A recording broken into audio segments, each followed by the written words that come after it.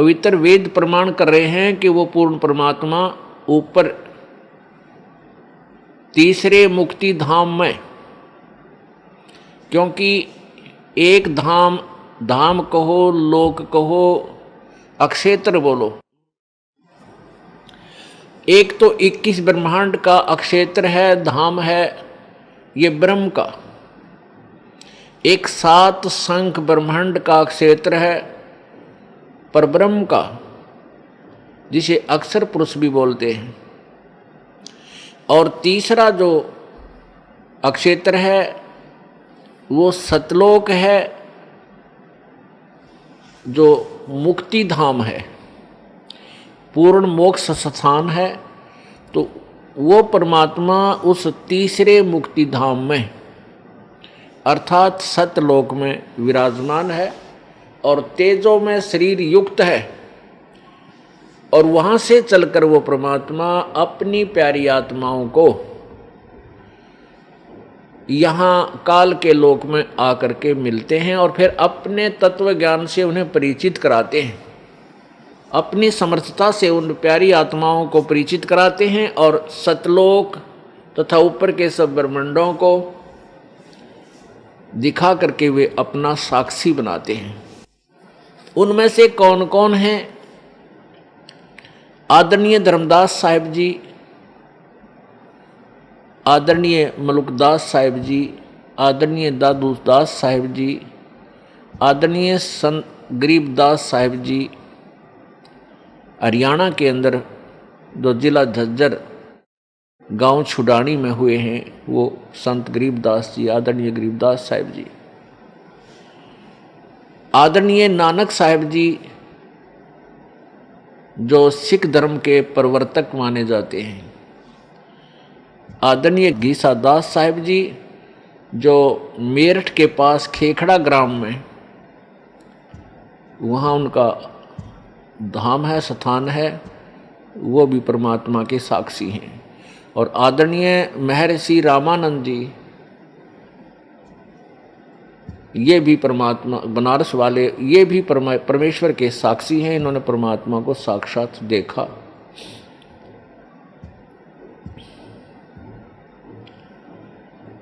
पुण्यात्माओं,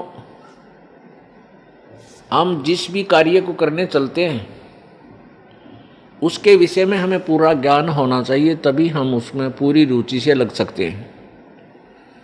जैसे कोई बच्चा ट्रेनिंग करता है, कोर्स करता है, कोई जेबीटी करता है, अध्यापक की ट्रेनिंग, कोई बीएड करता है, कोई एमबीबीएस करता है, कोई इंजीनियरिंग करता है, कोई डिप्लोमा के लिए करता है। तो उस डिप्लोमा या इंजीनियरिंग या जो भी जेबीटी आदि वो ट्रेनिंग करने की सोच रहा है, तो उसके विषय में उसको पूर्व ज्ञान होता है।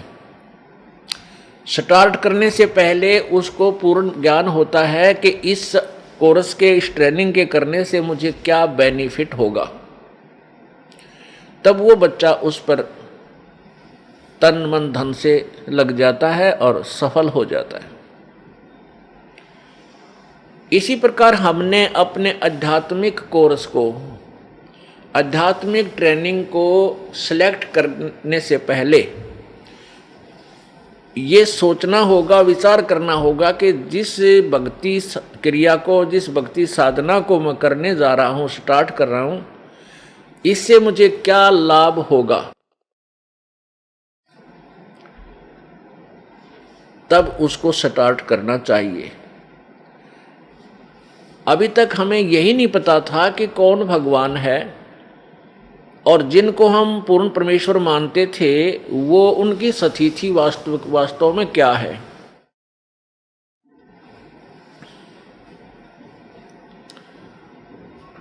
हमने रजगुण श्री ब्रह्मा जी, सतगुण श्री विष्णु जी और तमगुण श्री शिव जी को सर्वेश्वर, महेश्वर, मृत्युंजय, कालज्य और सर्वेश्वर, सर्व ब्रह्मांडों के रचयिता, सर्व दुख हरण करता आदि आदि ना जाने कितनी उपमाओं से जाना था। और जो हमारे धार्मिक गुरु होते थे पवित्र हिंदू धर्म के, वो ये कहा करते थे कि पुराणों के अंदर ऐसा ही लिखा है कि ये तीनों भगवान यही सर्वश्रेष्ठ रचनहार हैं, ये पूर्ण परमात्मा हैं, इनसे अतिरिक्त कोई अन्य भगवान नहीं है, कोई प्रभु नहीं है, कोई स्वामी नहीं है। तो हमने अपने टीचर्स को, अपने आध्यात्मिक अध्यापकों को अपने सिलेबस के पूरे जानकार विद्वान मानकर उनकी प्रत्येक बात को स्वीकार किया और उनके द्वारा दिए गए भक्ति मार्ग को भी स्वीकार करके उस पर हमने प्रयत्न किया।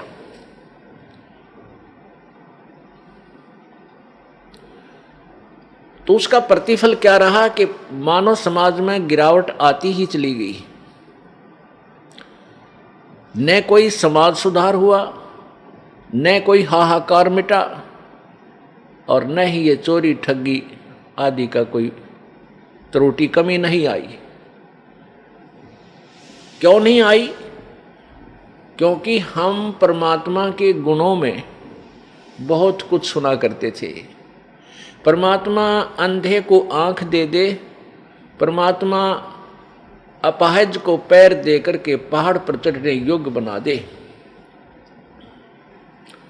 परमात्मा निर्धन को धनी बना दे और जो रंक को राजा बना दे, और जो राजा अभिमानी हो उसको पटक के नीचे रंक बना दे। परमात्मा हमारे संकटों का निवारण करते हैं, आई हुई आपदाओं को टाल देते हैं। इस उद्देश्य से हम परमात्मा की तलाश करने लगे।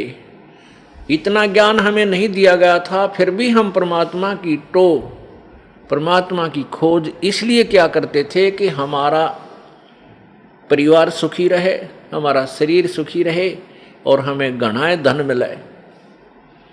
इस दृष्टिकोण से हम परमात्मा की खोज में यानी भक्ति साधना करने लगते हैं प्रारंभ में, क्योंकि हमारे ऊपर इतनी पाप कर्मों की इतनी आपदाएं सवार होती हैं कि हम पहले उन्हीं से अलग होने की ही चेष्टा करते हैं। इसलिए हम परमात्मा के पाने का जैसा भी जिसने साधन बताया हम उसको करने लग जाते हैं, जिसके प्रतिफल में हमें कोई भी लाभ नहीं हुआ। जैसे कोई निर्धन व्यक्ति है, परमात्मा से प्रार्थना करने जाता है कि मेरे ऊपर कर्जा बहुत हो गया प्रभु, यानी मुझे इस आपदा से बचाइए। अब जिस संत, क्योंकि परमात्मा की प्राप्ति का साधन, परमात्मा की खोज किसी संत के बताए अनुसार ही होती है। ऐसा हमें पता है कि कहते हैं कि गुरु बिन मोक्ष नहीं होता, ये प्रत्येक प्राणी की जुबान पे है, एक आधा नास्तिक ने छोड़ के। तो इसलिए हम संतों के पास जाते हैं कि हे गुरुवर, हमें ऐसा साधन बताइए जिससे मेरा परिवार सुखी हो, मेरे ऊपर आई हुई आपदा टले, मेरा रोजगार ठीक बने। अब उस गुरुजी ने जो भी क्रिया बताई आप जी ने खूब की, लेकिन ऑल इन वेन, यानी सब निष्फल रही। फिर वो दुखी व्यक्ति जिसके ऊपर कोई ऐसी आपदा है, यानी वित्तीय हालत खस्ता है, जिसकी धनवान नहीं है, निर्धन हो गया, गरीब है, और उधर से कई समस्याएं उसके ऊपर आ पड़ी हैं, तो वो भगवान से राहत लेने गया था, वहाँ तो मिली नहीं। फिर वो क्या करता है? फिर चोरी ठगी जेब काटने लग जाता है। वो सोचता है कि मैं ऐसे धनवान बन जाऊंगा, या उसकी महाभूल है। यदि चोरी करने वाला और ठगी करने वाला यदि धनवान हो तो फिर कोई भी काम ना करे, वो उसकी जेब काट ले, वो उसकी काट ले जो धनी होता है। ऐसे नहीं हो सकते, ये तो घोर पाप उसके ओर रखा जाता है। जब हम परमात्मा की पावर से, परमात्मा की के से जुड़ जाएंगे, परमात्मा की पावर हमारे अंदर आवेगी, फिर वो परमेश्वर की पावर जो है हमारे कार्यों को बहुत ही स्पीड से चलावेगी। जैसे हम पहले हाथ से पंखा करते थे, गर्मी से बचने के लिए हैंड फैन होते थे, और चक्की पीसती थी हमारी माताएं बहनें, हाथों से आटा पीसती थी। और पशुओं के लिए चारा काटते थे, पहले तो ऐसे हाथों से काटा करते थे, और फिर एक चक्कर सा लगा करके उसके ऊपर फरसे लग गए, वो भी कुछ सुविधा हुई। और इस तरह हम कार्य किया करते थे। 2 घंटे चक्की पीसा करती थी माताएं, और 4 किलो आटा मुश्किल से पिसा करता। पसीनम पसीना, हाथा में छाले पड़ जाया करते थे। और फिर जब हमें पता चला कि ये विद्युत तैयार हुई, विद्युत की खोज हुई, ये पदार्थ तो पहले ही थे पर खोज लिया अब वैज्ञानिकों ने, या बिजली बन गई। इस बिजली से ऐसे यंत्र बना लिए कि एक बार स्विच ऑन कर दिया और चक्की अपने आप खखाट उठा देती है, और 1 घंटे में बड़ी बड़ी चक्कियाँ होगी, मनमाना 20-20 मन, यानी 5-5, 6-6 क्विंटल 1 घंटे में पीस डालती हैं।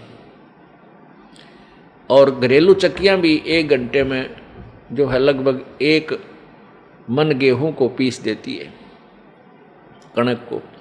ऐसे ही ये पशुओं का चारा काटते थे हाथों से, अब ऐसे यंत्र बन गए, बिजली से, पावर से चलते हैं, और cut cut cut cut cut cut करके 1 घंटे में मनमाना 50 पशुओं का चारा काट कर न्यारा रखते। तो पुण्यात्मा, उस पावर ने, जो हम हाथ से कार्य करते थे, उससे हम कितना करते थे, और उस बिजली की पावर ने कितना स्पीड से कर दिया उस कार्य को। इसी प्रकार जब हमें परमेश्वर की पावर मिल जाएगी, हमारे सभी रुके हुए कार्य इतनी स्पीड से और बहुत आसानी से हो जाया करेंगे। इसलिए परमात्मा की हम तलाश किया करते थे। तो हम कहाँ जाते रहे? उन संतों के पास चले गए जिनके पास ईश्वरीय पावर नहीं थी। वो संत खाली खोखा थे, ऊपर बोर्ड लगा रखा था पावर हाउस, और अंदर गाड़ रखे थे कीकर के खुट्टे लठ, और उनका तार बांध के लिख रहे थे पावर हाउस।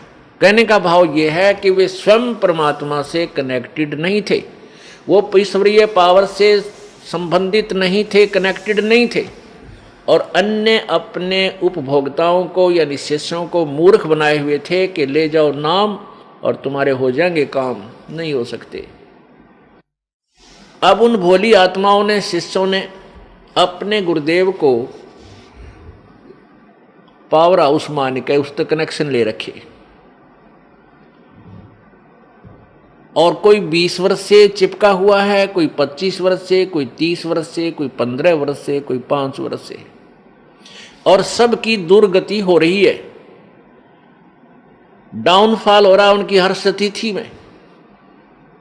पुण्यात्मा, परमात्मा की तलाश वही पुण्यात्मा विशेषकर करते हैं जो पूर्व जन्म में परमात्मा की भक्ति किए हुए हैं। उनके अंदर वो कसक विद्यमान रहती है, वो भगवान की भक्ति के बिना रह नहीं सकते। भले ही उनको ज्ञान नहीं है तो कोई ना कोई उन्होंने अपना कोई सहारा अपनाया है, कोई व्रत रखता है, कोई जय गणेश देवा जी की आरती गा के संतुष्ट है, कोई ओम जय जगदीश हरे स्वामी जय जगदीश हरे, या कोई एक ये बनावटी गायत्री मंत्र बना रखा है ओम भूर्भुवः स्वः तत्सवितुर। इसको ये बनावटी क्यों कहा? वैसे तो ये पवित्र यजुर्वेद के अध्याय नंबर 36 का मंत्र नंबर 3 है, लेकिन उसमें ओम मंत्र नहीं है।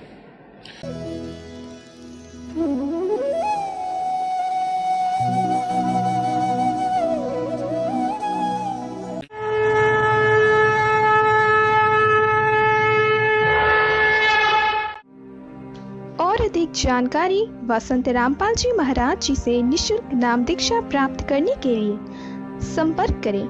हमारे संपर्क सूत्र है 8222880541 8 9228800542। आप नीचे स्क्रीन पर दिए गए हमारे अन्य नंबरों पर भी संपर्क कर सकते हैं। विजिट करें हमारी वेबसाइट पर। हमारी वेबसाइट है www.jagatgururampalji.org।